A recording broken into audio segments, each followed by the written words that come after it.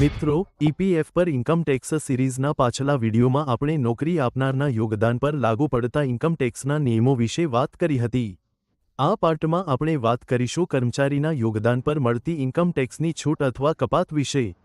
મિત્રો, કોઈ કર્મચારી દ્વારા ઈપીએફમાં કરવામાં આવેલા 1.5 લાખ રૂપિયા સુધીના યોગદાન પર તેને આવકવેરા અધિનિયમની કલમ 80C હેઠળ ડિડક્શન મળે છે। એટલે કે આ યોગદાનને તે પોતાની આવકમાંથી બાદ કરીને આવકવેરાની ગણતરી કરી શકે છે। અહીં અમે એ પણ જણાવી દઈએ કે જો તમે ઇન્કમ ટેક્સના નવા રેજિમમાં આઈટીઆર ફાઇલ કરો છો તો તમને કોઈપણ કપાત ડિડક્શન નહીં। ઈપીએફ પર મળતું વ્યાજ કરમુક્ત હોય છે। શરત એ છે કે તેનો દર 9.5%થી વધુ ન હોય।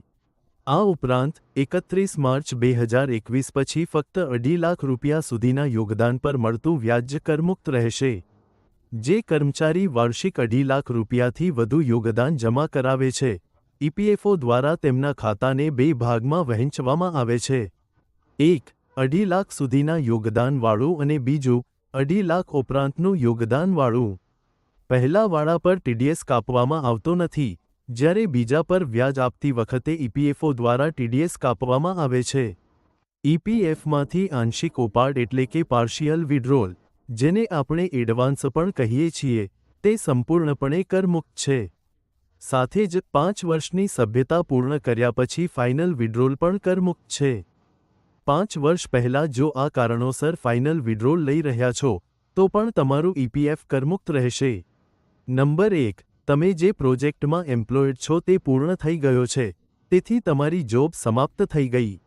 નંબર 2, નિયોક્તા દ્વારા સંસ્થા બંધ કરી દેવામાં આવી છે। નંબર 3, તમે ખરાબ સ્વાસ્થ્યના કારણે નોકરી છોડી રહ્યા છો। જો તમે 5 વર્ષથી ઓછી સદસ્યતા પર એક નોકરી છોડીને બીજી જોઈન કરો છો અને નિયમ અનુસાર તમારું પીએફ એકાઉન્ટ ટ્રાન્સફર કરાવો છો, તો પણ તમારા પર કોઈ ટેક્સ લાગશે નહીં। પરંતુ જો તમે સ્વેચ્છાએ નોકરી છોડીને 5 વર્ષથી ઓછી સદસ્યતા પર ફાઇનલ વિડ્રોઅલ લો છો, તો તેના પર ઈપીએફઓ દ્વારા ઇન્કમ ટેક્સ એટલે કે ટીડીએસ કાપવામાં આવશે। જો તમે તમારો પેનને તમારા યુએએન સાથે લિંક કર્યું છે તો ટીડીએસનો દર 10% હશે, નહીં તો આ દર 34.608% હશે। અહીં અમે એ પણ સ્પષ્ટ કરી દઈએ કે જો ફાઇનલ વિડ્રોઅલની રકમ 50,000 રૂપિયા સુધી છે તો કોઈ ટીડીએસ કાપવામાં નહીં આવે। આ સિવાય જો તમે ફોર્મ 15G કે 15H ક્લેમની સાથે અપલોડ કરો તો પણ ટીડીએસ કાપવામાં નહીં આવે। એના વિશે અમે તમને આગળના વિડીયોમાં એટલે કે પાર્ટ 3માં જણાવીશું। ત્યાં સુધી તમારું ખૂબ ધ્યાન રાખો અને અમારા વિડીયો જોતા રહો। આભાર। જય હિન્દ।